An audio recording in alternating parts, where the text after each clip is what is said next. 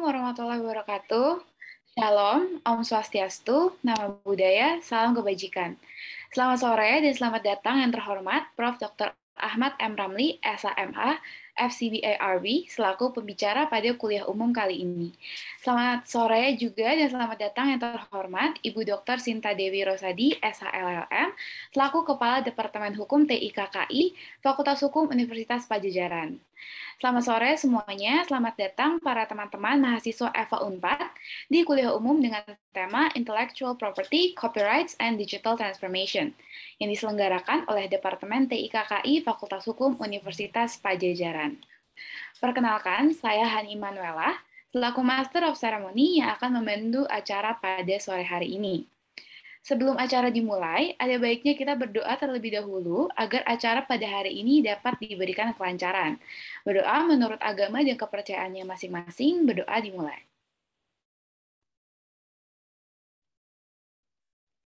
Berdoa selesai. Sebelum rangkaian acara dimulai, saya akan membacakan terlebih dahulu tata tertib bagi para peserta agar acara kita ini dapat berjalan dengan tertib dan lancar.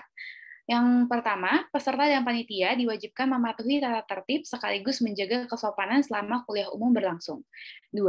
Selama kegiatan berlangsung, semua fitur audio atau mic wajib dinonaktifkan. Jika diperlukan, fitur audio atau mic dapat dibuka sewaktu-waktu oleh pihak panitia. Ketiga, selama kegiatan berlangsung, peserta diharapkan dapat mengaktifkan kamera. Keempat, peserta yang ingin bertanya dapat menggunakan fitur raise hand atau mengirimkan pertanyaan di kolom chat dengan format nama, _kelas, _npm, _pertanyaan. Yang terakhir, link e-certificate nanti akan dikirimkan oleh panitia di akhir acara. Selanjutnya, kepada seluruh hadirin kuliah umum, kita akan menyanyikan lagu wajib Indonesia Raya. Kepada operator, dipersilahkan.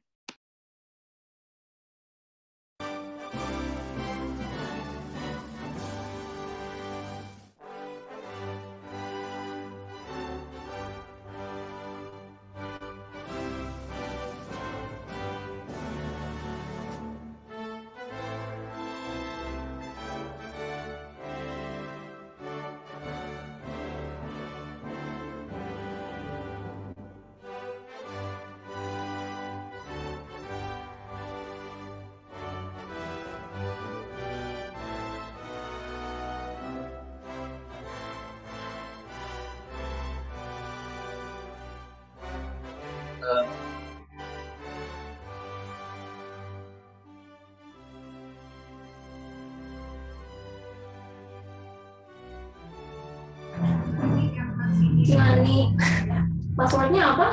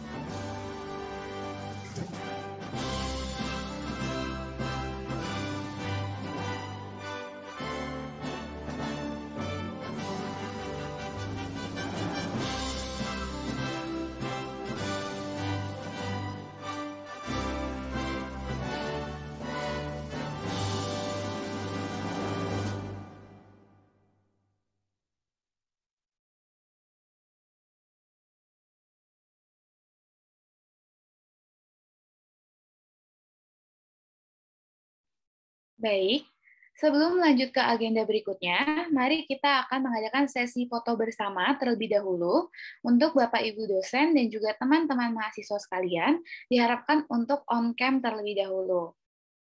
Untuk teknis fotonya akan dipimpin oleh panitia.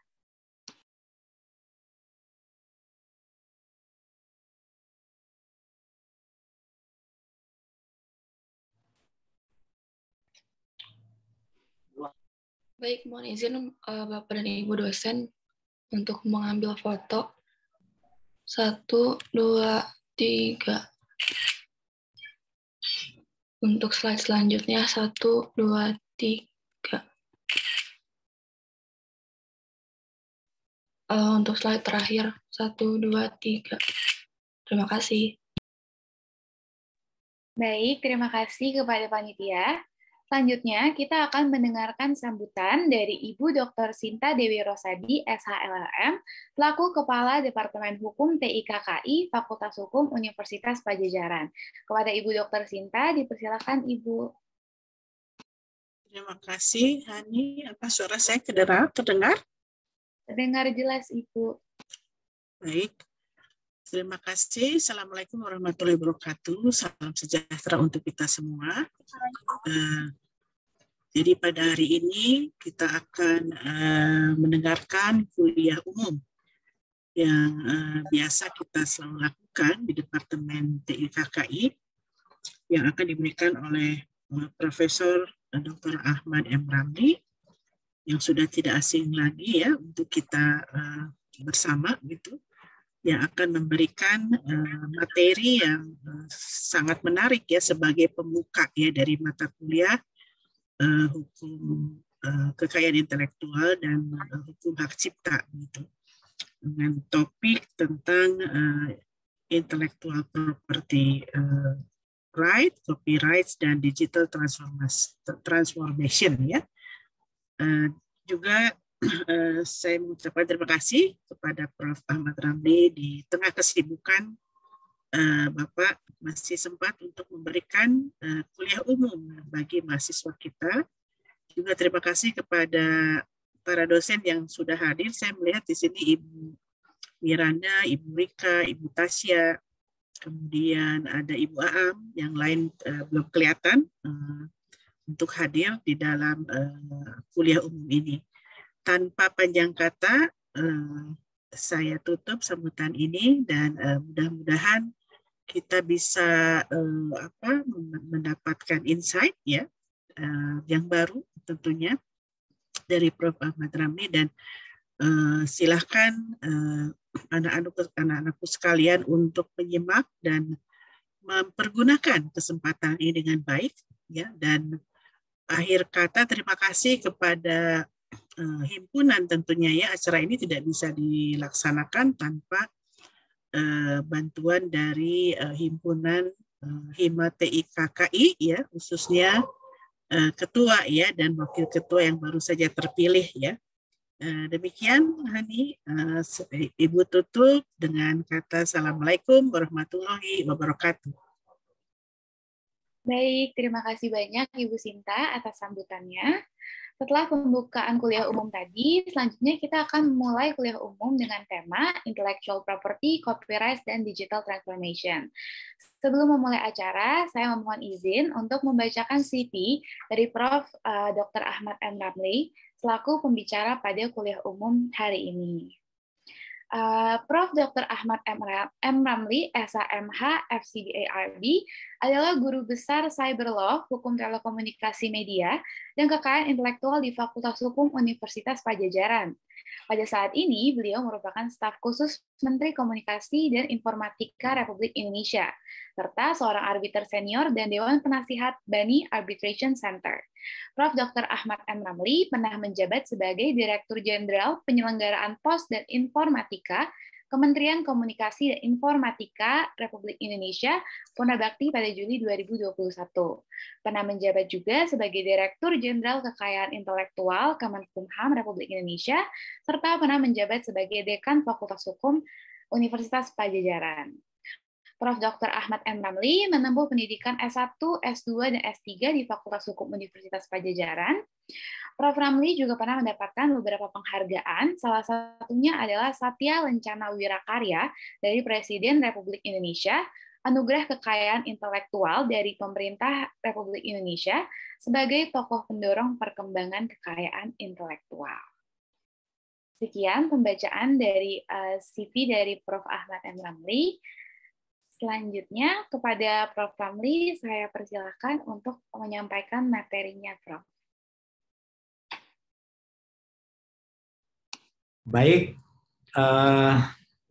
terima kasih. Saya mau share screen ya.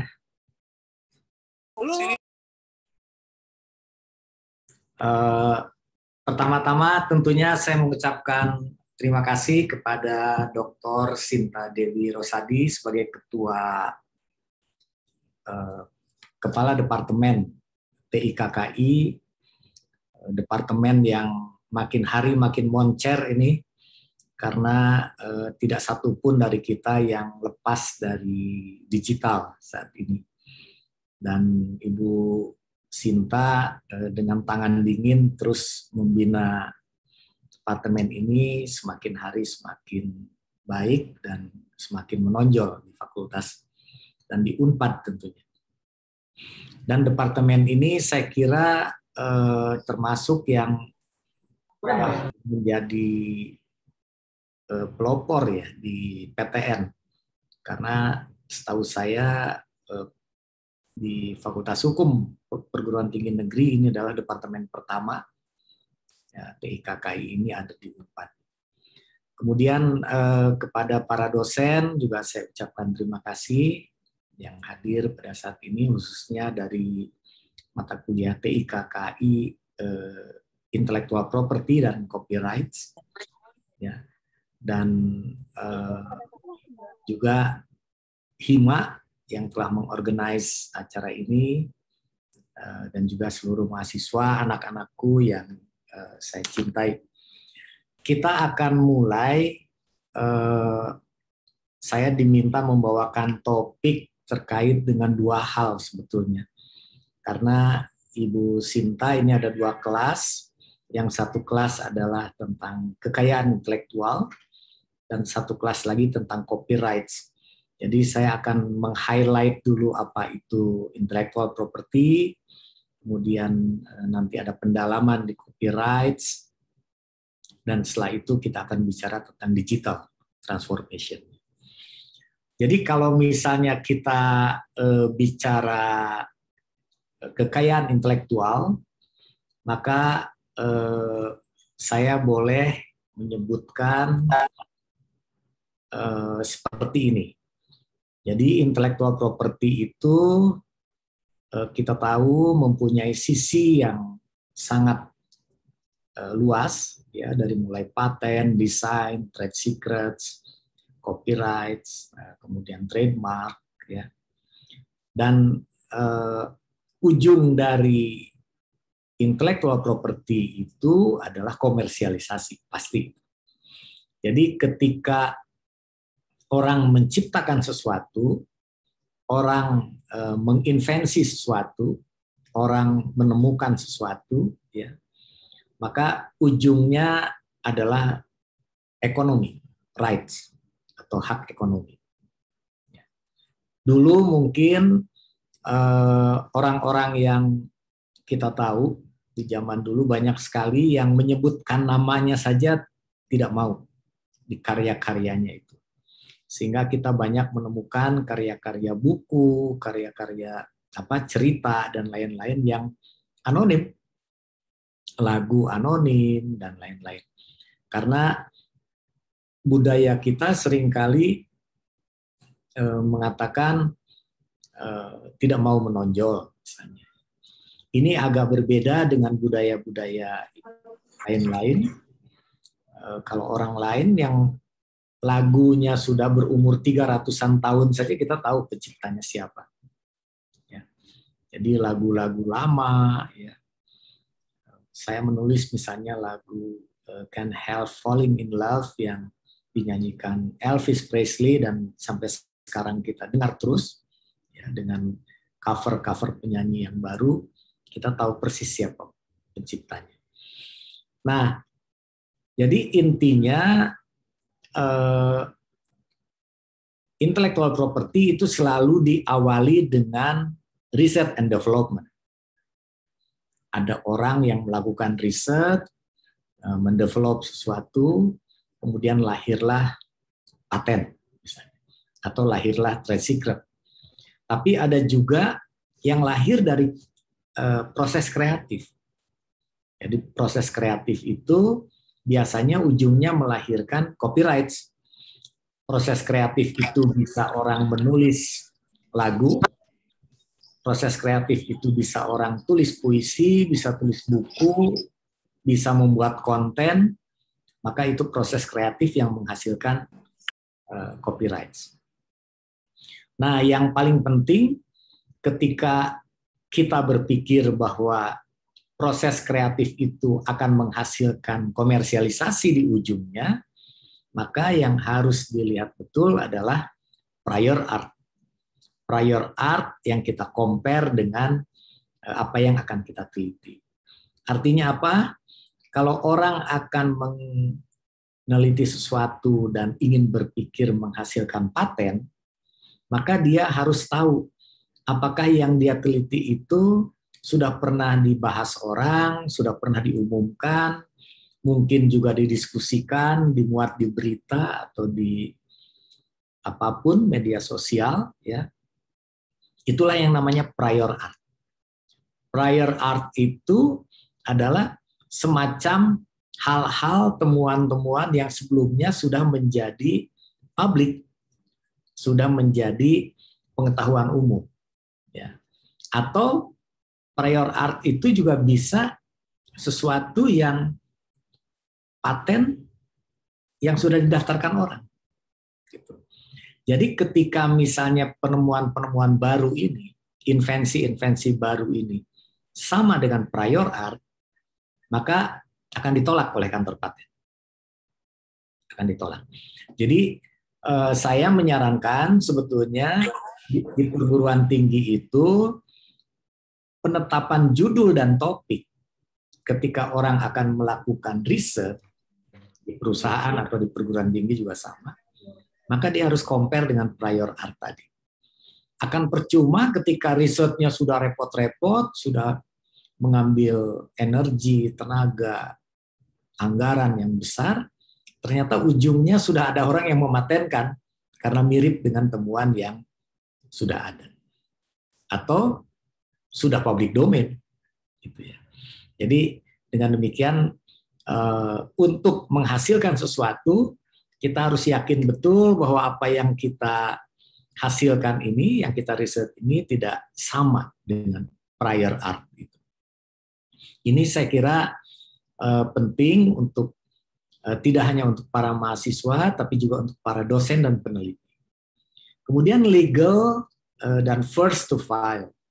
Ketika kita yakin bahwa hasil penelitian kita ini sudah bagus, kemudian prior art-nya juga kita sudah compare, maka yang berikutnya adalah kita mendaftarkan. Di dalam intellectual property itu ada 3 prinsip atau 3 model perlindungan. Yang pertama adalah prinsip konstitutif. Konstitutif itu misalnya untuk paten, merek, ya, desain, dia hanya akan dilindungi kalau sudah didaftarkan. Jadi prinsipnya pendaftaran itu menjadi sangat penting. Karena tanpa pendaftaran tidak ada perlindungan. Yang kedua adalah prinsip deklaratif. Kalau prinsip deklaratif tidak perlu didaftarkan, tetapi cukup diumumkan. Dengan demikian, kalau ada satu lagu itu diumumkan, dinyanyikan di muka umum, maka automatically protect by copyrights. Dia tidak perlu didaftarkan. Ya, walaupun saat ini sebetulnya kita membuka kemungkinan orang mencatatkan. Ya, kalau untuk mencatatkan itu dimungkinkan, tetapi tanpa pencatatan pun sebetulnya dilindungi. Untuk bukti awal, karena apalagi ada kolateral, maka kita menyarankan orang untuk bisa mencatatkan. Kemudian yang ketiga ada lagi. Yang ketiga, selain yang tadi, konstitutif untuk paten, desain, ya, merek, deklaratif untuk hak cipta, ada juga trade secret. Kalau trade secret ini formula-formula, ya, kemudian terkait dengan rumus-rumus untuk obat-obatan dan lain-lain, maka pilihannya adalah kalau dia tidak mendaftarkan sebagai paten, dia juga bisa melindungi dengan trade secret. Trade secret itu rahasia dagang. Ya. Saya mencontohkan banyak sekali sebetulnya minuman-minuman soft drink, ya, atau wine atau apapun yang minuman-minuman yang mahal-mahal itu, mereka tidak mau mendaftarkan dengan paten. Karena kalau mereka daftarkan paten, 20 tahun patennya itu akan menjadi public domain. Sementara mereka ingin formula-formula minuman itu akan bertahan sepanjang masa, keinginan mereka. Nah, oleh karena itu yang mereka lakukan adalah resepnya dan lain-lain itu mereka simpan dalam bentuk rahasia dagang. Jadi pilihannya kalau yang agak sulit di kutak-katik seperti misalnya soft drink ya, minuman itu kan diurainya susah, mungkin orang bisa daftarkan dengan rahasia dagang. Tapi kalau bentuknya alat ya yang orang bisa bongkar sehingga orang bisa tahu komponennya apa saja, orang akan memilih dengan paten. Nah, setelah mereka masuk daftar nih, ini daftar di kantor paten dan lain-lain, maka akan dievaluasi. Ya, paten dan merek itu tidak bisa didaftar kecuali telah ada uji substantif dan lulus uji itu. Jadi mereka daftar uji substantif, lulus, baru kemudian bisa di-granted dan diumumkan. Jadi orang lain yang ingin oposisi atau merasa bahwa haknya, loh kok sama patennya dengan invensi saya, dengan penemuan saya, maka boleh saja dia melakukan oposisi. Ya, artinya mengirim surat kepada kantor kekayaan intelektual dan mengatakan supaya tidak di-granted karena sama dengan yang saya punya. Nah, oleh karena itu, setelah ini lolos semua, maka akan di-granted namanya. Kalau paten, akan keluarlah patennya untuk 20 tahun. Ya, kalau desain itu 10 tahun. Ya. Nah, kita bisa lihat, makanya kalau mobil lah yang paling gampang. Model lampu mobil, model grill depannya, ya. Kadang-kadang model bentuk depan, bentuk belakang, itu seringkali ada yang mirip. Ya. Biasanya yang pertama kali mengeluarkan model-model itu yang famous. Ada Mercedes, ada atau lain-lain ya. Nah, kemudian berikutnya mobil-mobil yang levelingnya di bawah dia akan ikut lagi. Lampunya agak jadi mirip dan lain-lain ya. Nah, kalau udah 10 tahun nggak apa-apa, boleh. Karena lampu yang didesain itu berhenti perlindungannya setelah 10 tahun. Nah, jadi karena apa? Karena yang namanya desain itu dilindungi 10 tahun. Ada juga desain yang lain. Desain yang lain itu misalnya tas. Ya, kan model-model tas itu ada yang kita melihatnya saja sudah tahu bahwa itu misalnya merek Tumi, ya merek Tumi, atau kita lihat saja kalau yang zaman dulu Colek ya apa segala macam, atau Presiden yang merek dan zaman-zaman dulu itu, ya atau orang melihat model dompet, model tas-tas kecil dan seterusnya, orang sudah tahu bahwa itu Hermes gitu. Atau sudah tahu bahwa itu adalah LV dan lain-lain. Kalau yang famous ya. Nah, makanya sekarang di Jepang itu ada keinginan desain-desain itu mereka daftarkan sebagai merek 3 dimensi. Botol Coca-Cola itu contohnya.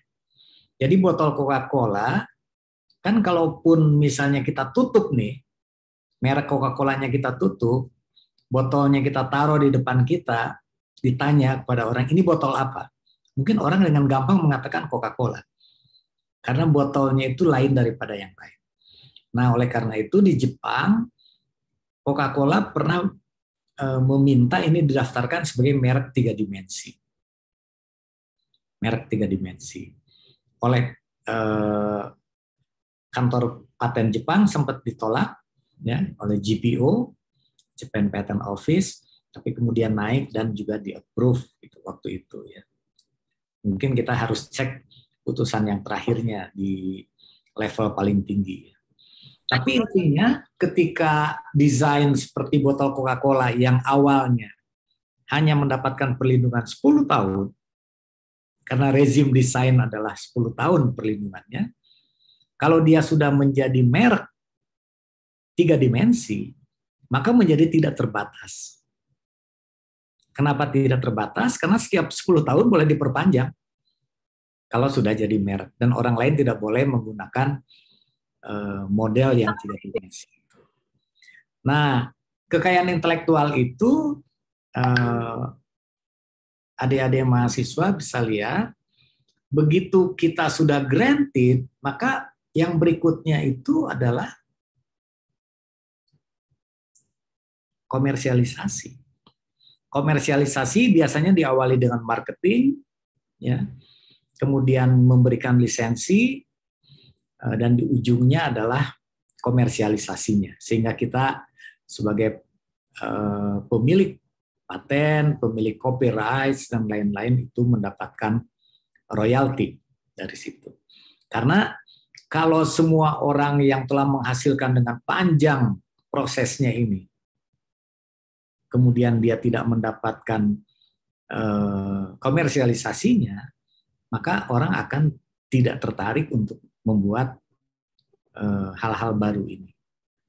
Nah, disinilah kita yakin bahwa tanpa komersialisasi, maka intellectual property itu tidak memiliki ruh yang sebenarnya, karena ujungnya harus pendapatan ekonomi.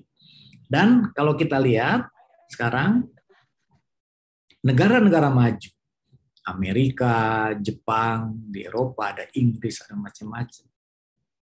Kenapa mereka bisa menjadi negara hebat? Kenapa Korea juga bisa menjadi negara hebat?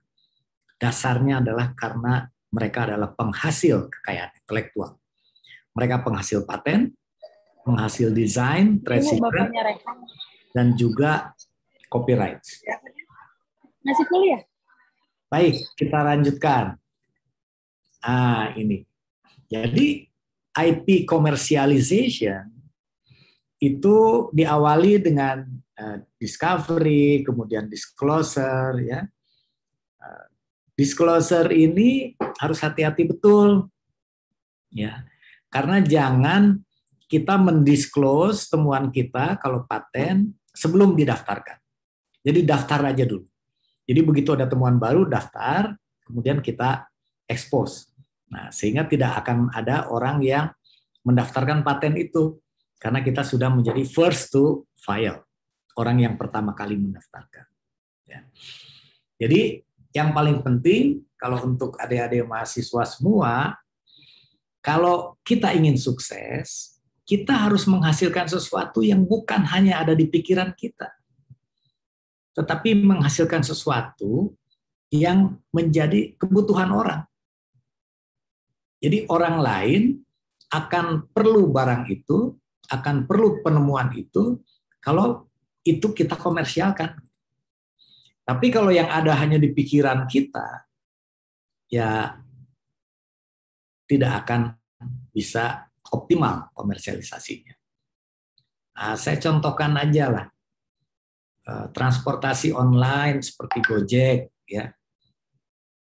Dia membuat sesuatu yang tahu persis kepentingan orang. Kalau orang naik bis kota, naik angkot, nggak ada yang ceritanya ngejemput sampai rumah. Gitu.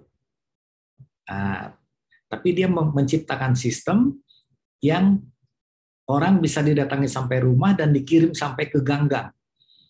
Ya.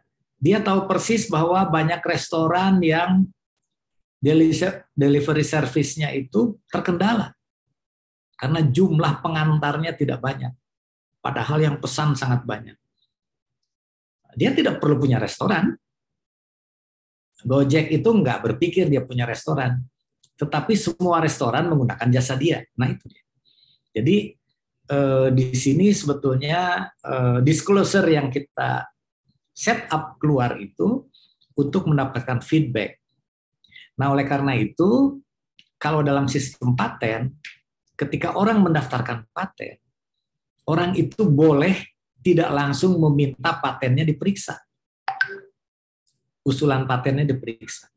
Dia tidak diperiksa. Dia daftar, kemudian dia disclose. Dia tawarkan kemana-mana. Dia tawarkan ke perusahaan, dia tawarkan ke publik, apa segala macam. Kalau responnya baik, baru dia akan kirim surat atau kirim permintaan ke Ditjen Kekayaan Intelektual agar diperiksa. Tolong periksa paten saya. Nah, diperiksa dia. Karena apa? Ketika dia sudah meminta diperiksa dan paten itu granted, itu dia langsung akan kena tanggung jawab membayar biaya tahunan paten. Ya. Kalau patennya ternyata tidak laku, ya ngapain? Dia membayar mahal tapi nggak ada orang pakai. Nah, kemudian disinilah lahirnya yang tadi evaluasi sama, pemeriksaan, proteksi, marketing, licensing, dan deliver produk. Nah, saya mencontohkan misalnya ada terapeutik, ya, ada vaksin, ada diagnostik, ya, untuk kesehatan, dan ada juga software, gitu. Jadi ujung-ujungnya adalah komersialisasi. Jadi di sini ini dari WIPO ini, ya, untuk yang ada WIPO juga menyarankannya begitu, kalau ide, kemudian inovasi, proses inovasi, dan ujungnya harus market. Jadi perguruan tinggi yang patennya banyak, tetapi yang dikomersialisasikan, yang diproduk dalam bentuk barang, jasa, dan lain-lainnya sangat sedikit, tidak memberikan optimalisasi manfaat yang banyak sebetulnya. Tapi kalau dia punya paten 100 dan 100-100-nya kemudian dipakai, ya itu luar biasa. Saya contohkan aja, misalnya di Unpad itu ada Profesor Sidik. Profesor Sidik itu menemukan formula-formula, ada Kiranti, ada formula-formula untuk minuman, obat-obat herbal, dan lain-lain, ya. Dan itu kemudian dikomersialkan. Itu luar biasa, ya. Nah, harusnya seperti itu. Adik-adik, saya ingin highlight saja, karena ini mata kuliah juga menjadi pengantar untuk yang ambil kekayaan intelektual. Jadi kekayaan intelektual itu intinya seperti ini, ya. Nanti saya share bahan ini di link, ya, supaya bisa nanti ada staff saya yang men-share ini di link, sehingga semua bisa mendownload di sana. Ya. Ada copyright, ada paten, ada industrial design, ada merek, ya, dan ada trade secret seperti yang tadi saya jelaskan. Yang paling luas dari semua ini antara lain adalah copyright atau hak cipta. Karena hak cipta itu menyangkut art and literary. Dulu orang berpikir hak cipta itu hanya untuk seni dan sastra. Lagu, ya, karya-karya novel, karya-karya buku, ya. Nah, tapi belakangan kita memasukkan juga program komputer dan software ke copyright. Ya. Jadi kalau boleh jujur, ketika orang bicara kolateral, kekayaan intelektual sebagai jaminan, ya, maka misalnya untuk copyright, maka yang akan sangat berperan itu kolateral misalnya untuk startup. Karena startup itu softwarenya, aplikasinya, platformnya pasti dilindungi copyright. Saya kira untuk kolateral ini akan ada sesi tersendiri, ya, Ikano, sudah menghubungi saya yang akan menghadirkan juga Menteri Ekonomi Kreatif ya untuk membicarakan tentang kolateral ini, jaminan ya, yang sekarang menjadi sangat tren. Karena saya melihat hal ini menjadi penting dibahas, karena kalau tidak startup ini akan tumbuh terus dan akan menjadi bagian dari investasi luar terus semuanya. Dan copyrights ini juga selain yang tadi yang sangat sophisticated, yang sangat modern, ya, yang sangat industri 5.0, itu juga di dalamnya ada ekspresi budaya tradisional. Ya, itu masuk juga di sana. Di samping itu, misalnya ketika merek di dalamnya juga ada indikasi geografis. Jadi hal-hal yang terkait dengan komunal, intellectual property komunal, itu juga seringkali menjadi bagian penting dari satu negara. Ini contohnya, ya, ketika kita bicara hak cipta, di satu sisi dia hal yang sangat digital, human center, sustainable, and reliable. Tapi di sebelah kanan juga kita bicara hal-hal yang sangat ekspresif, tradisional culture, ya, dari mulai seperti ini, wayang, tari, dan seterusnya. Jadi copyrights itu memiliki jangkauan yang sangat luas. Berikutnya kita lihat juga, nah ini ya, kalau kita ini standar sekali yang selalu menjadi pegangan kelas, bahwa intellectual property itu ya ada industrial, ada copyrights, tapi kita menambahkan, kalau saya selalu menambahkan di ujungnya adalah komunal IP. Komunal IP itu adalah intellectual property yang lahir bisa karena budaya, bisa karena lingkungan, yang terkait dengan sumber daya di satu negara. Dia bisa ada indikasi geografis, contohnya ubi Cilembu, kopi Kintamani, ya, kopi Gayo, dan lain-lain. Kemudian genetic resources, ya, ini penting, ya, untuk obat-obatan dan lain-lain. Kemudian ada traditional knowledge. Traditional knowledge itu jamu, itu traditional knowledge betul. Jamu, ramuan-ramuan, ya, dan folklore. Folklore itu juga menjadi bagian penting. Sehingga di WIPO itu dulu pertama kali dikenalkan namanya GRTKF, Genetic Resources, Traditional Knowledge, dan Folklore. Ya. Sekarang berkembang terus. Ya. Dan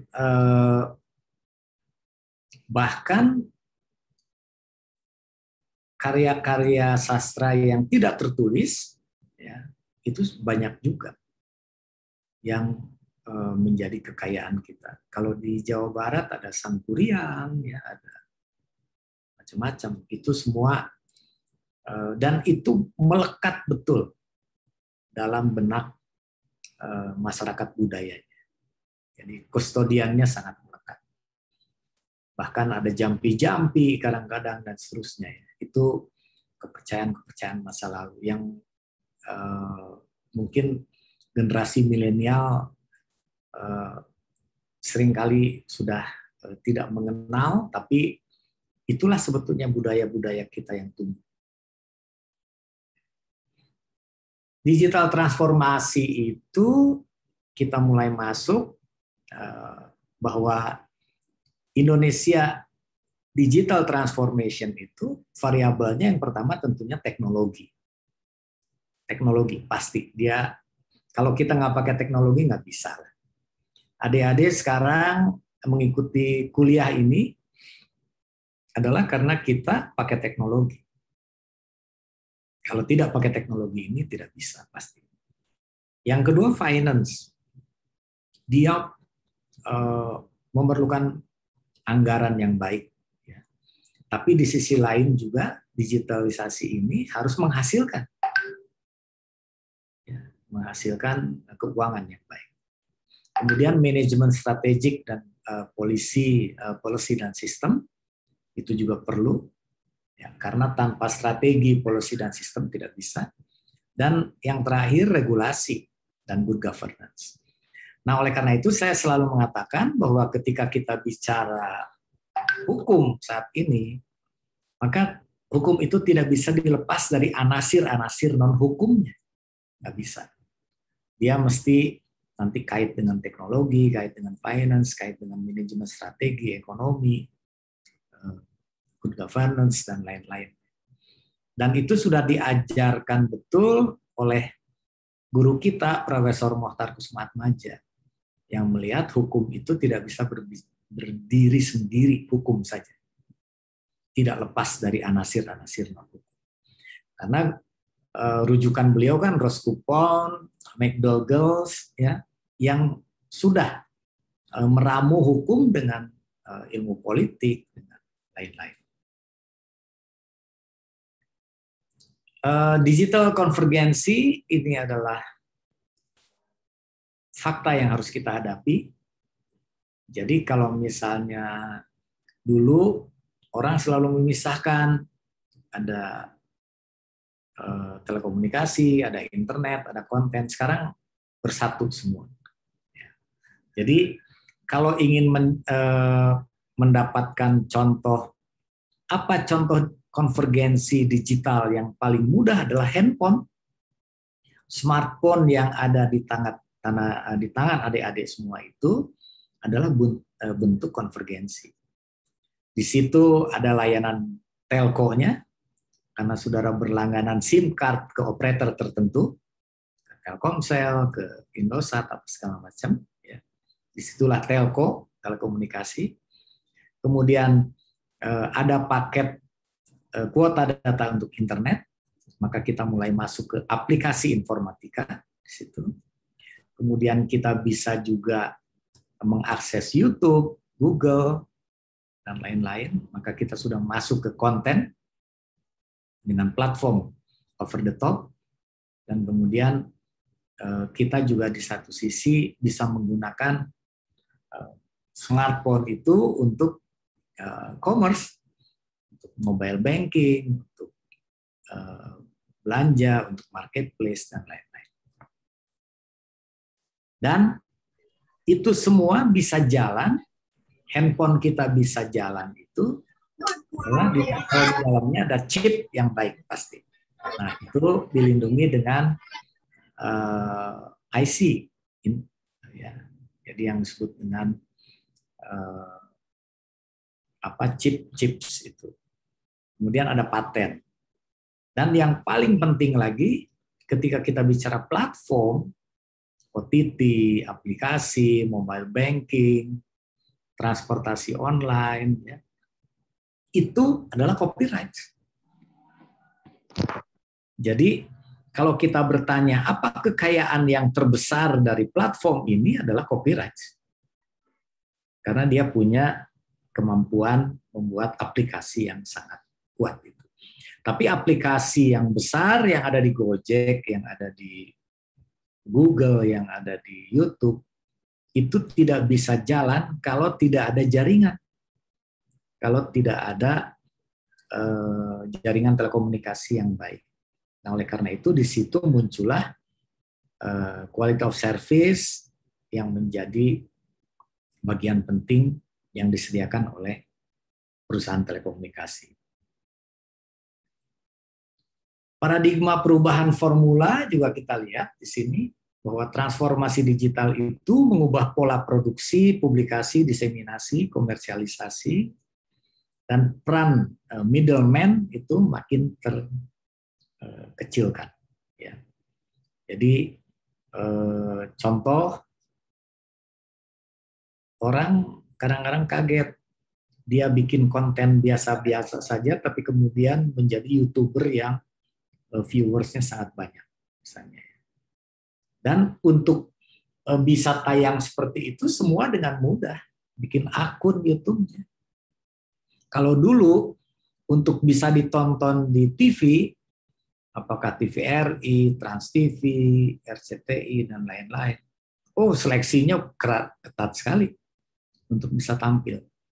Kalau sekarang, asal dia sanggup menarik perhatian orang sebagai YouTuber, ya sudah, dia akan menjadi sangat terkenal. Dan keterkenalannya itu akan identik dengan revenue, dengan penghasilan ekonomi. Disinilah sebetulnya kehebatan dari over the top ketika orang bisa membuat konten yang sangat menarik, maka dan viewersnya banyak dan subscribernya juga banyak, maka automatically dia langsung akan mendapatkan platform fee. Dia akan mendapatkan royalti dalam tanda petik atas karya-karya itu.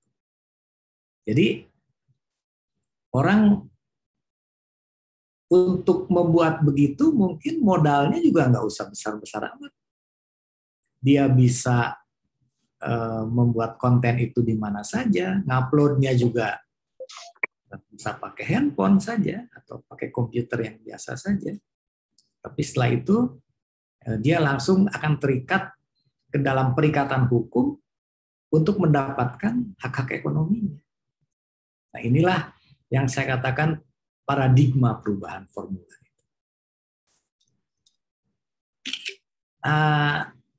Berikutnya ada yang namanya fan fiction. Fan fiction ini kalau dalam hak cipta itu kira-kira penggemar-penggemarnya membuat sesuatu karya-karya yang merujuk ke karya-karya terdahulu. Misalnya ada fan fiction itu yang menceritakan tentang Superman, menceritakan tentang Batman dan lain-lain, atau menceritakan tokoh-tokoh yang ditulis oleh kreator-kreator terdahulu. Nah, apakah dalam hak cipta ini diakui? Diakui, namanya adaptasi. Jadi kita membuat satu konten yang merujuk ke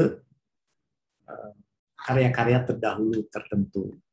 Ya, cuman di Undang-Undang Hak Cipta dikatakan harus izin dulu ke pemilik konten di awal. Gitu ya. Saya kemarin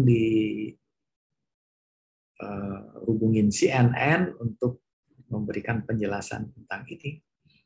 Jadi intinya kita boleh mengatakan bahwa hak adaptasi atau hak turunan semacam ini bisa kalau ada izin dari yang awalnya. Nah, oleh karena itu banyak juga games dulu yang dibuat oleh anak-anak Indonesia, kemudian tiba-tiba di-ban. Ya, nggak boleh tayang itu di kanal-kanal itu, dia ter-ban. Kenapa? Karena dia meminjam tokoh-tokoh tadi, tokoh-tokoh yang mungkin ada Superman atau ada apa ya. Jadi kalau saya sarankan sih sebetulnya bikin yang baru, karena banyak juga yang membuat hal-hal yang mungkin orang tidak terpikirkan menjadi viral, tapi menjadi sangat viral. Ya. Citayam, Fashion Weeks misalnya itu ya, walaupun sekarang mulai turun lagi, tapi luar biasa viralnya. Dan yang intinya kuncinya seperti yang tadi saya katakan, orang mengetahui apa yang orang inginkan dan orang sukai. Lagu yang terakhir menjadi sangat viral dari Pharrell itu ya, Ojo Dibandingke, ya pertama kita akui suara Pharrell kan bagus, ya. Tapi lirik itu menjadi keterwakilan perasaan-perasaan publik yang banyak. Itu menjadi penting. Jadi saya melihat lagu-lagunya Tulus misalnya ya, atau lagu-lagunya yang juga banyak yang baru-baru ini bisa menjadi sangat hebat karena salah satunya adalah sihir dari liriknya. Liriknya itu dianggap mewakili perasaan-perasaan begitu banyak orang. Nah itu. Jadi tidak berlebihan kalau kita sebutkan bahwa kalau Tulus kan nulis lirik itu bagus sekali ya, tertata apik, dia tulis, mudah dicerna, tapi kemudian dia berbicara begitu banyak hal dan dia tahu bahwa banyak orang yang akan terwakili perasaannya dengan apa yang dia tulis. Nah itu yang luar biasa. Jadi tapi kalau misalnya saudara berpikir, saya cuma mau pikir apa yang saya rasakan aja dan seterusnya, dan tidak peduli dengan orang, ya mungkin lagunya sangat bagus, tapi mungkin tidak meledak. Nah, jadi disinilah sebetulnya keterampilan-keterampilan seorang kreator itu kesuksesannya, komersialisasi di ujungnya antara lain ditentukan oleh penerimaan publik. Ini contoh lagi ya, membuat konten sendiri atau izin ke pencipta. Kalau yang tadi kan saya katakan izin aja, kemudian kita bisa pinjam tokohnya dan lain-lain, atau kita bikin sendiri. Kalau bisa bikin sendiri lebih bagus pasti. Bisa musik, influencer konten, ya. Tapi yang paling penting kalau mahasiswa ingin membuat ini, perhatikan betul legal dan jangan sampai menjadi hoax. Itu penting, ya. Karena nanti kontennya sukses tapi bersoal dengan hukum. Nah, ini. Memang seringkali jadi dilema. Kalau bersoal dengan hukum dia jadi terkenal. Nah, banyak artis juga yang misalnya berpikir seperti itu. Tapi kalau saya menyarankan terkenal tetapi tidak perlu bersoal secara hukum. Itu lebih bagus. Ini adalah contoh-contoh data ya. Bukan contoh tapi ini data nih. Most popular data portal sosial media di tahun 2022 ini. Facebook tetap masih paling tinggi. Facebook itu luar biasa. Nah, oleh karena itu ketika adik-adik semua akan registrasi apapun, ya, install apapun, dan memerlukan data, salah satunya pilihannya Facebook. Mengklik Facebook diri sendiri, dia langsung masuk. Karena dianggap data Facebook itu relatif cukup lengkap. Ya, dan paling banyak. Kenapa nggak data-data yang lain gitu? Kok selalu mintanya data Facebook? Misalnya. Nah, sekarang mulai ada juga Google dan lain-lain. Kemudian YouTube nomor 2, ya, 2,56 miliar. Ya, WhatsApp berikutnya, Instagram, WeChat, TikTok. Ya, kalau di Indonesia kan TikTok ini luar biasa ya. Tapi TikTok ini nomor berapa ini? Messenger ya dan lain-lain. Kemudian kita lihat lagi datanya. Nah ini konten YouTube yang paling disukai netizen Indonesia nih apa? Ternyata film. Ya. Jadi kalau orang Indonesia paling suka kalau yang dia tonton itu film, hiburan, film. Ya. Kemudian musik. Musik itu di ranking kedua. Nah, berikutnya ada olahraga, ada kuliner, tutorial, entertainment, ceramah agama, berita, dan seterusnya. Jadi film dan seterusnya ini bagus.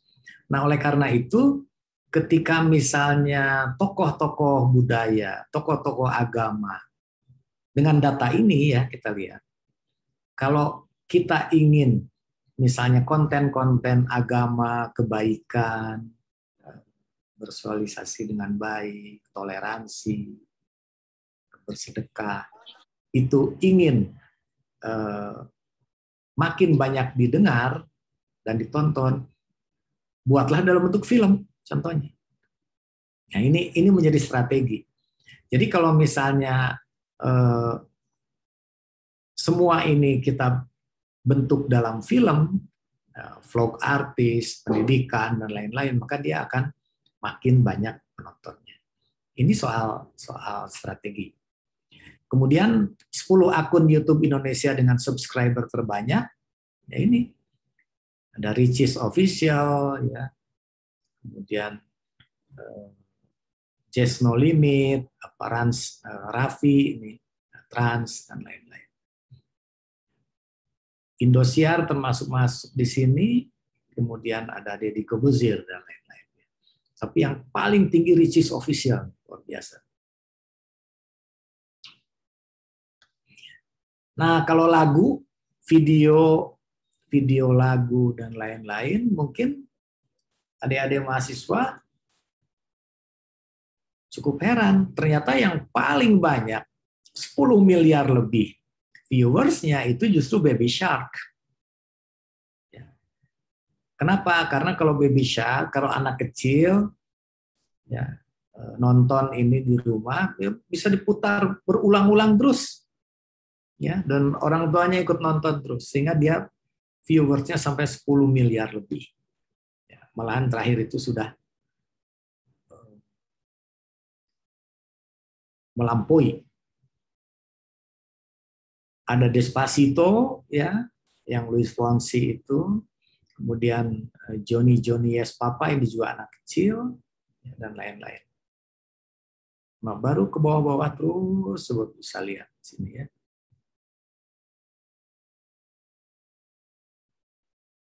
Ini yang di atas miliar. BTS terakhir itu lagunya ada satu lagu yang juga sudah 1 miliar lebih dan lain-lain. Tapi kalau kumulatif memang bisa lebih banyak. Nah, user spend untuk nonton kita bisa lihat di sini ya. Yang YouTube itu yang 2,56 miliar dan seterusnya. Kita lihat ya. Nah, tapi kalau misalnya kita lihat lagi, yang paling top di YouTube tahun 2022, kan tadi data 2020 APJI, 2022 itu ternyata, nah ini, yang paling, kalau untuk YouTube, nomor 1 itu lagu, ya, dan seterusnya. Kita bisa lihat di sini.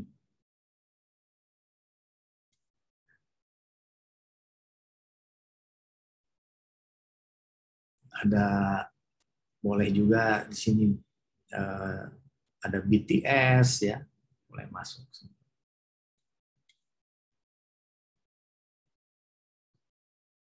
Nah, copyright itu ada 2 haknya, ada hak ekonomi dan juga hak moral. Kalau hak ekonomi sebetulnya hak untuk mendapatkan royalti dan penghasilan ekonomi. Nah, kalau sekarang itu saya bisa sampaikan bahwa hak ekonomi itu bisa berjalan dengan sangat simpel dengan digital. Platform digital seperti YouTube, nah, ini menjadi contoh tadi ya. Dan kemudian kontennya pun menjadi sangat variatif. Tidak semata-mata musik, tapi juga bisa do it yourself dan lain-lain ya kita lihat. Kemudian kalkulasi platform konten berbasis viewers dan subscriber itu sangat akurat ya. Dan kemudian tantangannya saat ini banyak sekali kanal-kanal yang muncul tetapi bukan pemilik hak ciptanya. Nah, kalau hak moral dalam hak cipta itu adalah selain ada hak ekonomi, ada juga hak moral yang melekat pada diri pencipta. Misalnya mencantumkan atau tidak mencantumkan namanya pada salinan sehubungan dengan pemakaian ciptaan untuk umum. Jadi kalau seseorang menciptakan lagu atau buku, dia mempunyai hak, dia tulis namanya di lagu itu atau enggak. Ya. Tapi orang lain tidak boleh menuliskan nama selain dia, walaupun dia tidak mencantumkan namanya. Jadi lagu itu akan kemana-mana, akan no-name. Kemudian menggunakan nama alias atau nama samaran, boleh. Banyak penyanyi, pencipta, nama-namanya bukan nama aslinya. Ya, penulis novel juga begitu. Kemudian mengubah ciptaannya sesuai dengan kepatutan dalam masyarakat, ya mengubah. Yang tadinya lagunya seperti ini dia ubah dan lain-lain. Mengubah judul dan anak judul ciptaan itu juga hak dia. Mempertahankan haknya apabila terjadi distorsi ciptaan, mutilasi ciptaan, modifikasi ciptaan, atau hal yang merugikan kehormatan diri dan reputasi. Hak moral ini tidak dapat dialihkan selama pencipta masih hidup. Ya. Akan tetapi pelaksanaan hak moral dapat dialihkan dengan wasiat atau sebab lain setelah meninggal. Nah, ini pembatasan-pembatasan kita bisa lihat di sini banyak sekali. Misalnya untuk pendidikan, nah, boleh. Yang tidak komersial itu sepanjang kita tetap menyebutkan sumber-sumbernya. Jadi adik-adik kalau di skripsi atau di studi kasus, mencitat, mengutip pendapat orang itu bukan pelanggaran hak cipta, tetapi harus menyebutkan sumbernya. Nah, di Fakultas Hukum itu sitasi itu harus disebutkan misalnya dalam footnote, karena footnote itu akan berfungsi dua. Yang pertama, membuat kita tidak melanggar hak cipta, dan yang kedua adalah memberikan informasi kepada pembaca jika dia ingin mendalami yang lebih dalam tentang apa yang diungkapkan. Sehingga kalau di situ ditulis diambil dari buku apa gitu, maka ketika orang itu ingin tahu, dia tinggal baca buku itu. Dan penulis sudah menunjukkan jalannya. Nah, ini yang penting. Nah, ini juga pendidikan, pelatihan, ya, termasuk juga penggandaan software untuk pengguna yang sah, ya. Tapi pengguna yang sah saja. Kemudian penggandaan untuk kepentingan pribadi, ya, itu pengumuman hanya dapat sebanyak satu salinan, dapat dilakukan tanpa izin pencipta atau pengguna hak cipta. Jadi untuk kepentingan pribadi saja. Misalnya karya arsitektur, seluruh bagian substansi, seluruh atau bagian database dalam bentuk digital, program komputer, dan lain-lain. Ini saya kira nanti adik-adik baca aja, ya. Kemudian untuk kepentingan penyiaran juga sama. Sepanjang disebutkan sumbernya tidak dianggap pelanggaran. Misalnya artikel, ya, laporan peristiwa, karya ilmiah, pidato, dan lain-lain yang disampaikan kepada publik. Berita juga sama, ya, berita, news itu sepanjang disebutkan sumbernya, maka itu bukan pelanggaran. Jadi lembaga penyiaran melakukan pengumuman, pendistribusian atau komunikasi ciptaan, berhak mendokumentasikan ciptaan hanya untuk lembaga penyiaran tersebut dengan ketentuan untuk penyiaran selanjutnya.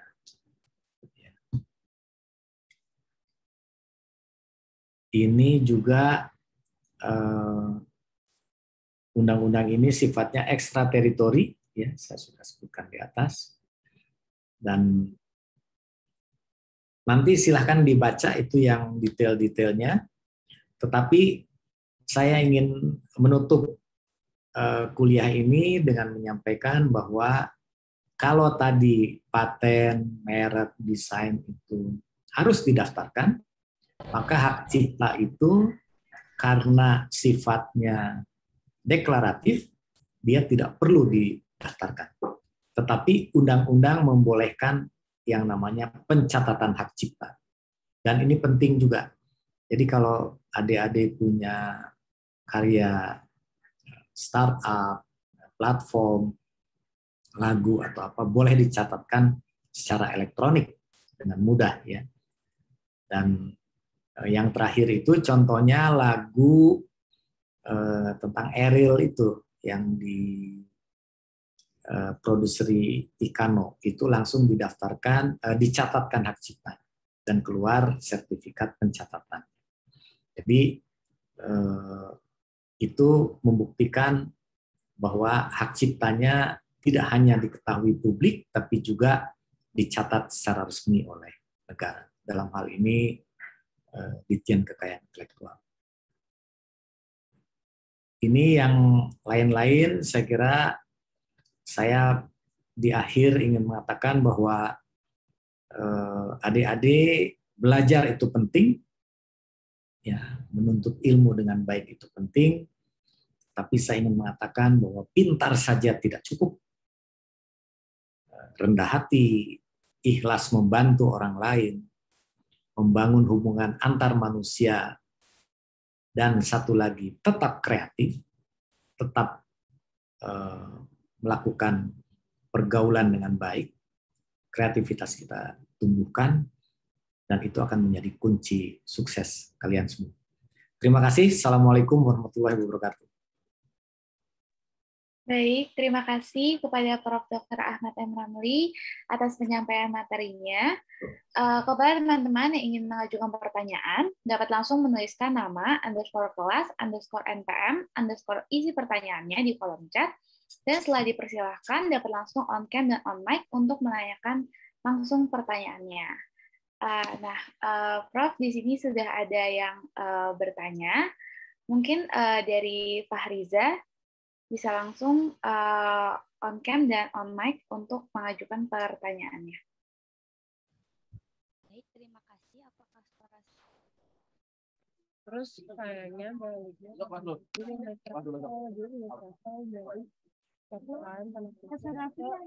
sebelumnya terima kasih untuk kesempatan yang diberikan. Saya izin untuk tidak mengaktifkan fitur kamera karena ada kendala jaringan.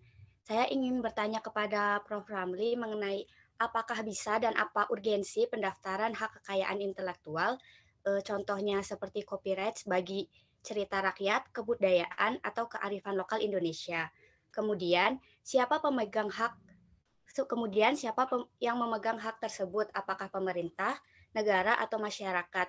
Hal ini terkait dengan pemberian atau pembagian royalti yang akan dihasilkan.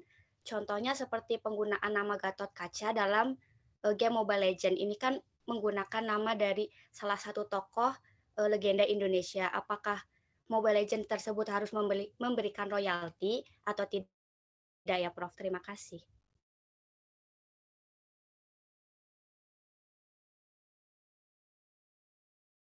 Boleh dikumpulkan ya sekaligus ya. Oke, baik Prof. Kalau begitu, mungkin dikumpulkan 3 pertanyaan ya, Prof. Oke, baik. Selanjutnya kepada Adinda Putri Denisa, boleh mengajukan pertanyaannya secara langsung, on cam dan juga on mic. Baik, terima kasih atas kesempatannya. Perkenalkan saya Putri Denisa dari kelas izin bertanya berkaitan dengan berdasarkan pasal 27 ayat 1 Undang-Undang ITE terkait dengan larangan bagi perbuatan ataupun konten yang melanggar kesusilaan. Jika kita melihat kembali berkaitan dengan sosial media, di mana sosial media itu kan merupakan sebuah tempat ataupun jejaring sosial yang bisa digunakan sebijak-bijaknya dan sebaik-baik mungkin. Namun justru belakangan ini tengah ramai mengenai aplikasi WeChat yang mana kita tahu justru di dalam aplikasi tersebut bukan untuk digunakan untuk hal-hal yang bermanfaat, juga digunakan sebagaimana mestinya.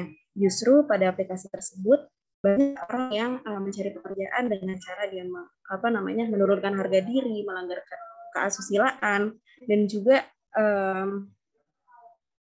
yang ingin saya tanyakan, bagaimana pandangan Bapak terhadap aplikasi WeChat tersebut dan juga bagaimana respons dari Kominfo terhadap aplikasi MICET tersebut. Dan yang ketiga, bagaimana langkah yang tepat untuk meminimalisir perbuatan tersebut pada aplikasi MICET agar kedepannya setiap owner yang membuat aplikasi tersebut berpikir panjang dalam membuat sebuah aplikasi dan digunakan sebagaimana mestinya, bukan untuk justru dibuat untuk melanggar kesusilaan, karena banyak nanti korban-korban selanjutnya yang mengikuti jejak-jejak ataupun rekor sebelumnya. Kurang lebih pertanyaan saya seperti itu. Terima kasih banyak, Prof. Baik, Rafli, mungkin satu pertanyaan lagi dari Nur Syafi'ah, dipersilahkan.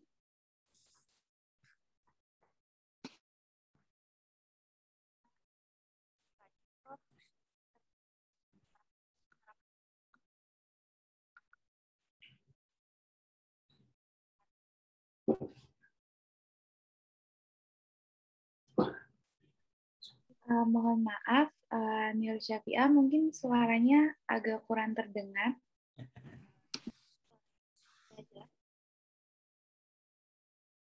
Mungkin bisa dibesarkan lagi sedikit. Halo.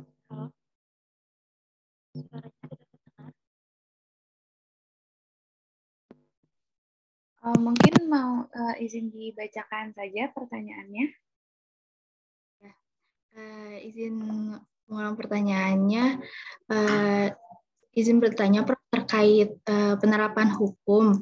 Ketika kita berbicara penerapan hukum kekayaan intelektual, terutama mengenai hak cipta itu sendiri di media sosial, yang kita ketahui mungkin saat ini mulai banyak media sosial yang merupakan aplikasi dari negara luar yang penggunanya sebagian besar juga warga Indonesia yang menggunakannya. Nah, yang ingin saya tanyakan ini, apakah dalam penerapan hukum atas berbagai pelanggaran yang terjadi di setiap media sosialnya ini, terutama pelanggaran terhadap hak ciptanya itu, penerapan hukumnya merujuk pada ketentuan hukum pada asal negara aplikasi itu dibuat, atau penerapan hukumnya itu merujuk pada aturan hukum di Indonesia, Prof? Terima kasih.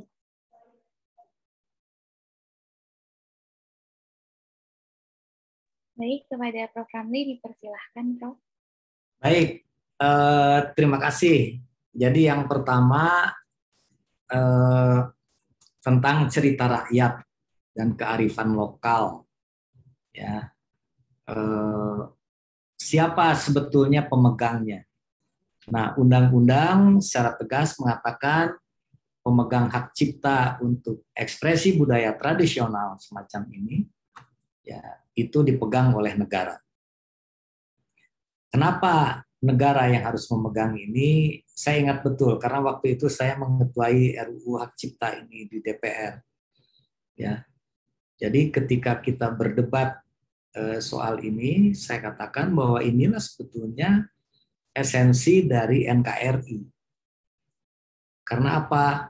Ketika dikatakan bahwa hak cipta ini pemegangnya negara, maka tidak boleh diklaim hanya oleh daerah tertentu.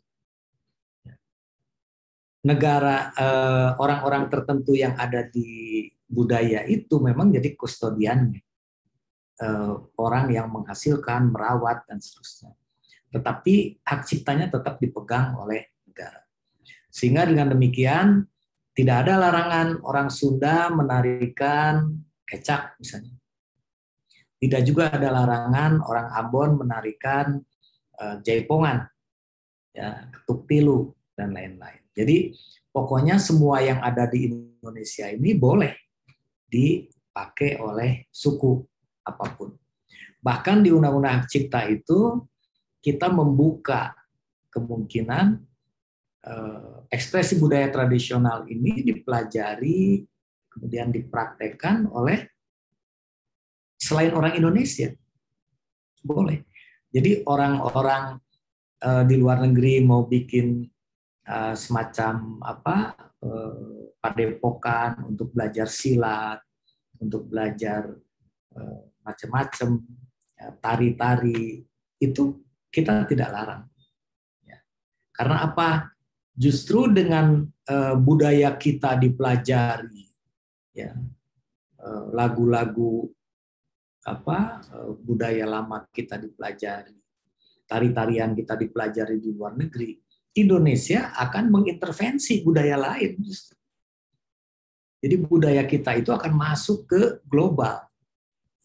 Dan sekarang kan silat sudah masuk di Asian Games, sudah masuk di mana, misalnya Olimpiade juga nanti. Nah, ini menunjukkan bahwa bangsa kita ini budayanya diterima oleh global. Dan negara-negara lain itu sudah dari awal mempraktekkan itu. Makanya saya selalu tanya, pernah nggak kita dilarang belajar karate? Enggak kan? Kalau saya mau bikin perguruan karate, misalnya di Jakarta atau di Bandung, kemudian merekrut orang, mengajari mereka, kan nggak ada yang larang. Judo, atau misalnya Hani ini mau bikin salsa gitu ya, grup salsa, kemudian ngundang murid, malahan bikin kursusnya berbayar, kan nggak apa-apa. Ya, mereka datang happy-happy aja, senang. Kenapa? Misalnya di kita tari kita nggak boleh, jaipongan nggak boleh, semua orang misalnya. Justru kita harus sebarkan betul supaya mereka belajar ini. Dan kalau mereka membutuhkan guru-guru yang betul, ya harus undang guru Indonesia untuk belajar itu. Nah, salah satu penguasaan ekonomi dunia antara lain adalah bisa melalui ekspresi budaya tradisional ini. Salah satunya. Jadi salah satu yang sukses dengan ini Korea sekarang. Korea itu sukses luar biasa. Kenapa sukses? Karena film dia, lagu dia itu menjadi pemacu pertumbuhan ekonomi mereka. Jadi mungkin adik-adik mahasiswa, kalau saya ingin sampaikan, ketika tahun 98 gitu ya, 97-98 terjadi krisis yang luar biasa, termasuk krispon di Indonesia. Semua berpikir bagaimana membangkitkan ekonomi dan lain-lain. Korea berpikir lain. Yang dia lakukan adalah dia bikin program besar di bidang seni. Dia lahirkan K-pop, dia lahirkan sinetron-sinetron, film-film Korea, dan lain-lain. Ya. Dan itu ternyata sukses. Sehingga saya selalu mengatakan yang namanya BTS, yang namanya Blackpink, dan lain-lain, itu sekarang sudah menjadi gerakan sosial dunia. Dan bayangkan sekelas BTS aja jadi tamu kehormatan Presiden US itu. Joe Biden itu khusus mengundang BTS untuk bertemu dia. Dan Perdana Menteri Korea, Presiden Korea itu dengan rendah hati mengatakan mereka adalah duta Korea, mereka adalah orang-orang hebat Korea. Apa yang mereka sampaikan jauh lebih didengar daripada saya. Presiden ngomong gitu. Nah, inilah kehebatan-kehebatan itu. Nah, oleh karena itu, kalau saya termasuk yang berpikir yang namanya ekspresi budaya tradisional itu harus kita ekspos.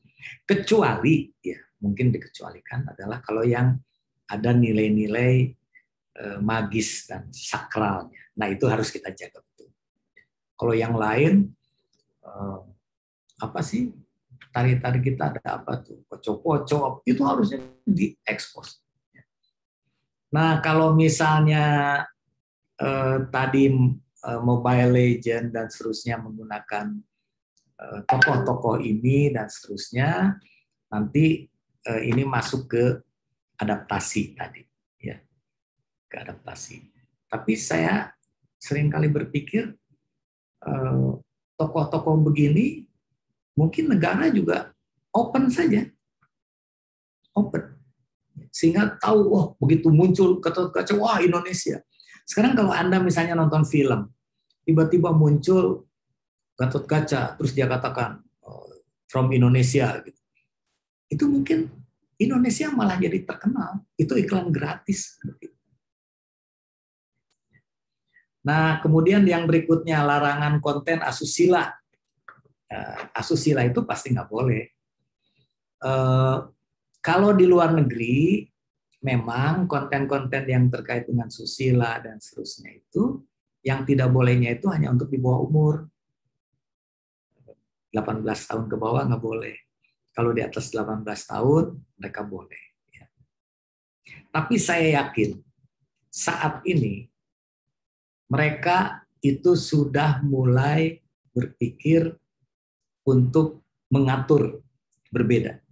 Karena apa? Kalau dulu kontennya itu kan fisik semua tuh, ya, dalam bentuk hard copy apa segala macam. Nah, begitu sekarang itu menjadi digital, bisa diakses siapapun. Siapa yang bisa menjamin bahwa anak kecil tidak mengakses itu? Ya. Anak kecil juga pegang handphone semua. Apalagi dengan homeschooling, mereka semua pegang gadget, pegang iPad. Ya, nah, itu yang harus menjadi perhatian kita. Nah, makanya sekarang ukuran-ukuran itu teknologi kita tapis misalnya dengan persyaratan umur dan seterusnya menjadi agak sulit karena sistem ini jalan terus. Nah, oleh karena itu kalau di Indonesia di Kominfo itu ada satu unit di bawah Ditjen Aptika yang kerjanya adalah memonitor ini. Dan itu sudah jutaan konten di take down. Ya, tapi mereka nanti ganti lagi, nama domainnya diganti, apa segala macam, ya, sehingga orang bisa mengakses. Nah, peran serta publik melaporkan ini menjadi penting. Jadi publik harus melaporkan. Kalau publik melaporkan, di take down ya, segera. Ya. Kemudian aplikasi dari luar negeri dan lain-lain, ya, samalah, mereka itu rata-rata menerapkan prinsip extraterritorial jurisdiction. Seringkali juga kalau kita, jangankan aplikasi, kita bertransaksi aja ya ke luar negeri. Nanti pasti yang dirujuknya itu hukum mereka. Pasti. Nah, hukum negara mereka. Ya. Kalau di Amerika, hukum negara bagiannya pasti. Karena di Amerika itu kan negara bagian masing-masing punya hukum. Nah, itu kita harus hati-hati, harus lihat betul itu. Tapi undang-undang ITE kita juga berlaku ekstrateritorial juga. Jadi semua perbuatan yang dilakukan dari luar negeri, tapi mengakibatkan akibat hukum di Indonesia, maka undang-undang ini berlaku untuk mereka. Misalnya, kan ada orang yang jualan, yang bilang, tiba-tiba operator IndiHome misalnya kemarin datanya bocor, gitu ya, tahu kan? Data IndiHome bocor, data download apa segala macam. Ternyata terakhir itu buktinya apa? Setelah oleh IndiHome dilihat data yang bocor itu ada berapa, dia bilang berapa banyak itu. Ternyata datanya salah semua, fabrikasi misalnya. Jadi hati-hati juga. Mereka yang mengatakan data ini bocor, ujungnya adalah jualan data itu. Karena mereka menawarkan siapa yang mau beli, dan seterusnya. Dia bilang ada nick, ada akunnya, ini segala macam. Begitu mereka cek, saya sampai tanya langsung ini ke mereka. Ya. Dia bilang setelah kita cek, nggak ada Pak. Yang namanya data-data itu bohong semua. Tapi yang penting kan yang beli banyak, karena dipikirnya bisa melihat jejak digital orang. Jadi inilah ya yang paling penting untuk adik-adik, berkonten itu penting. Saya malah berpikir akan bikin, nantilah cari waktunya kuliah, bermedsos dan ngonten secara aman. Nah, itu ya.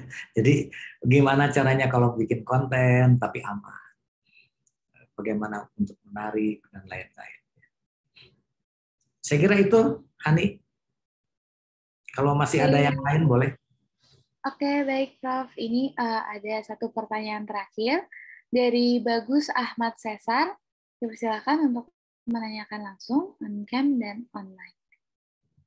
Baik, terima kasih atas kesempatan kami. Sebelumnya selamat sore, Prof. Izin berkenalan diri dulu. Nama saya Bagus Ahmad Cesar dari kelas HKI B dengan NPM 100. Izin bertanya terkait bagaimana pendapat Prof terkait penyelenggara lomba yang mengadakan lomba desain pada kaos sablon. Namun di dalam ketentuan lomba tersebut ada poin yang menyebutkan bahwa karya desain kaos sablon tersebut terlepas peserta itu memenangkan atau tidaknya lomba, hak ekonomi dari karya desain yang sudah dikirimkan itu menjadi milik penyelenggara lomba.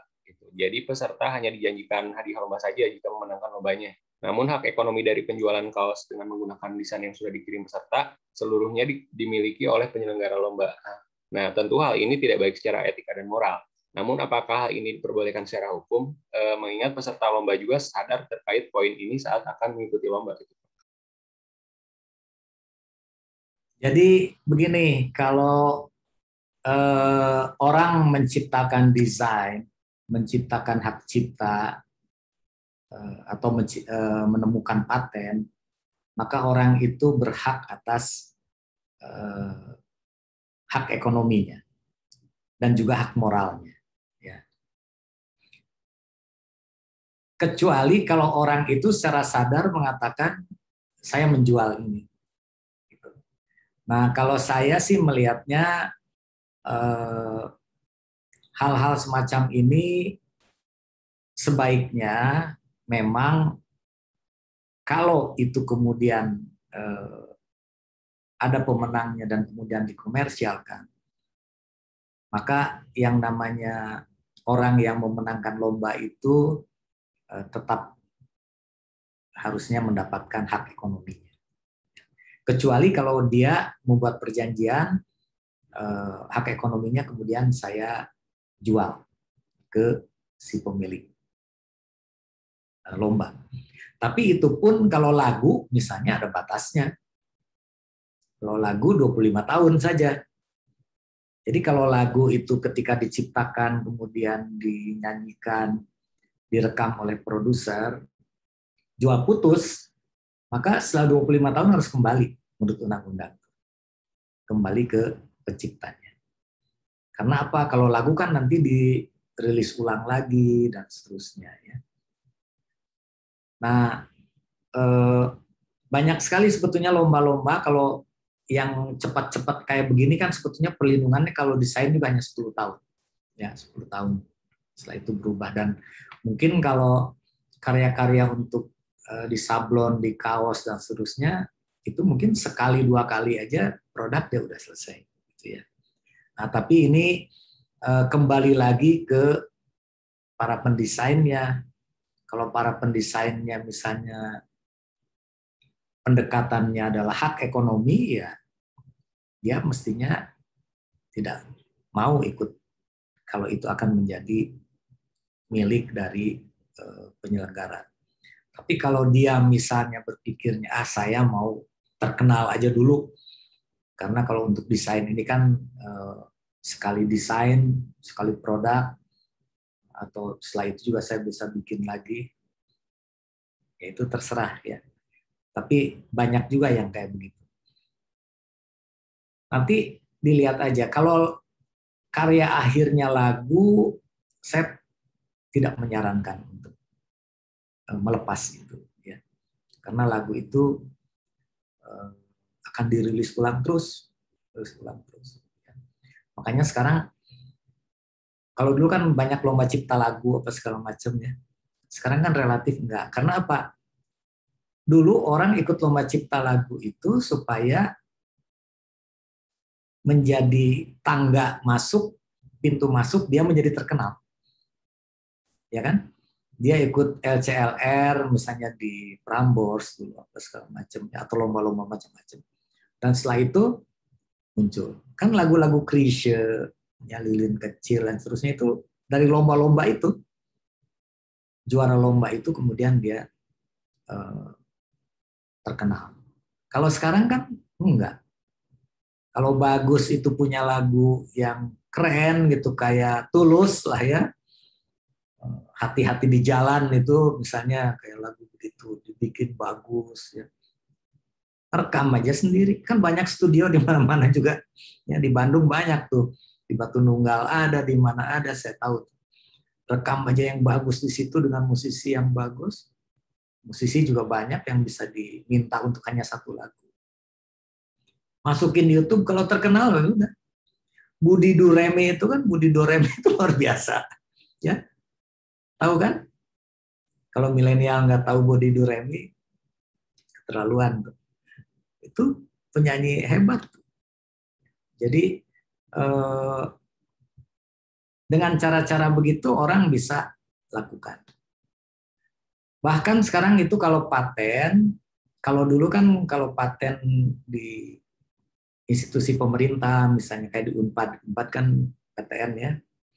Kalau orang menciptakan paten milik Unpad dulu ketentuannya. Di BPPT milik BPPT. Kalau sekarang enggak. Nama inventornya tetap boleh ditulis.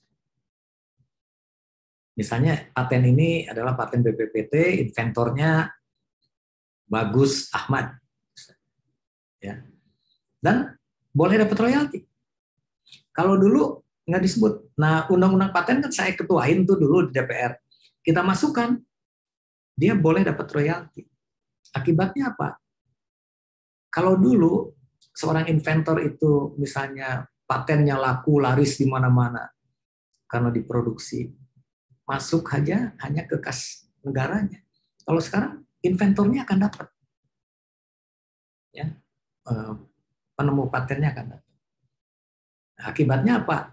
Itu merangsang orang untuk kreatif, untuk menjadi new invention. Nah, gitu. Jadi semua itu baliknya ke hukum di ujungnya.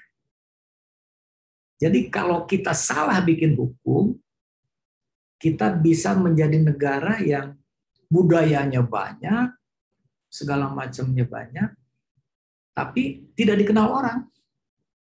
Karena dulu undang-undang hak cipta yang lama itu kalau ada orang yang mau pakai, misalnya ya, pakai ekspresi budaya tradisional kita, harus izin itu. Orang harus izin. Orang mau bikin film di Hollywood, wah harus izin, males dia. Jangan-jangan cari aja nggak pakai izin, kemana? Oh Thailand nih, udah Thailand. Usah yang izin-izin lah, ribet. Nanti kita digugat-gugat lagi. Nah, waktu saya ketuai undang-undang hak cipta, dihilangkan tuh pasalnya harus izin. Jadi semua boleh. Dan budaya Indonesia diharapkan bisa menyebar seperti budaya negara lain. Gitu, bagus, Hani.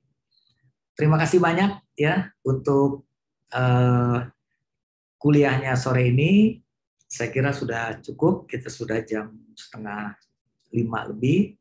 Saya ucapkan terima kasih sekali lagi ke Bu Sinta, kemudian terima kasih juga kepada Bapak dan Ibu dosen, kepada Hima, ya, Rehan, Jaka, dan kawan-kawan yang juga memfasilitasi kegiatan ini, dan juga Hani yang menjadi moderator hebat kita sore ini. Terima kasih. Assalamualaikum warahmatullahi wabarakatuh. Waalaikumsalam warahmatullahi wabarakatuh. Terima kasih, Prof. Terima kasih banyak Prof. Ramli atas penyampaian materinya dan juga itu menandai ditutupnya sesi tanya jawab kita juga. Mungkin tadi Prof. Ramli juga sudah menyampaikan closing remarks-nya juga. Jadi mungkin kita selanjutnya akan ada penyerahan e-certificate oleh Rehan Ahmad selaku Ketua Hima Hukum TIKKI kepada Prof. Dr. Ahmad M. Ramli. Kepada Rehan, dipersilahkan Rehan. Baik, terima kasih Hani. Izin Prof. Ramli, saya mewakili dari Departemen TIKKI dan Hima Hukum TIKKI memberikan Certificate of Appreciation atas perkenan Prof. Sudah hadir di kuliah umum hari ini. Terima kasih Prof. Ramli sudah menyempatkan waktunya di tengah kesibukannya. Sehat selalu dan sukses selalu Prof. Terima kasih Rehan dan kawan-kawan Hima TIKKI. Saya senang terlibat dalam kuliah ini. Dan mudah-mudahan ini bisa memberikan manfaat untuk adik-adik mahasiswa semua, dan ini menjadi bahan pemikiran kita ke depan agar Indonesia lebih maju sesuai dengan perkembangan transformasi digital yang sangat pesat. Terima kasih. Bu Sinta juga terima kasih sertifikatnya. Sama-sama, Prof. Mohon. Baik, terima kasih Prof. Ramli dan juga Rehan. Oke, selanjutnya, sebelum menutup kuliah umum pada sore hari ini, izinkan saya untuk menyampaikan rangkuman singkat dari pemaparan yang sudah diberikan oleh Prof. Dr. Ahmad M. Ramli. Kekayaan intelektual akan selalu bertujuan untuk komersialisasi. Suatu kekayaan intelektual akan dilindungi apabila sudah terdaftar. Kekayaan intelektual juga memiliki beberapa jenis-jenisnya seperti paten, merek, indikasi geografis, rahasia dagang, dan masih banyak yang lainnya. Selanjutnya, digital transformation di Indonesia dipengaruhi oleh perkembangan teknologi, finance, peraturan, dan pemerintahan yang baik, serta strategi dan manajemen sistem itu sendiri. Kekayaan terbesar yang pada saat ini ada itu adalah copyrights. Dan juga pada saat ini hak cipta itu, copyright itu sudah termasuk melindungi program dan juga program komputer dan juga software. Sekian yang dapat saya sampaikan. Semoga kita semua merasakan manfaat dan ilmu dari pemaparan yang sangat komprehensif yang telah diberikan oleh Prof. Ahmad Ramli. Saya, selaku Master of Ceremony, pada kuliah umum sore ini, mewakili panitia dan teman-teman mengucapkan terima kasih kepada Prof. Dr. Ahmad M. Ramli, selaku pembicara, seluruh dosen-dosen Departemen Hukum TIKKI, dan kepada seluruh mahasiswa kuliah umum sore ini atas partisipasi aktifnya. Mohon maaf apabila ada salah perkataan. Saya, Hani Manuela, izin pamit undur diri. Salam sehat selalu. Kepada pembicara dan peserta dipersilakan untuk sudah dibolehkan untuk live meeting. Terima kasih.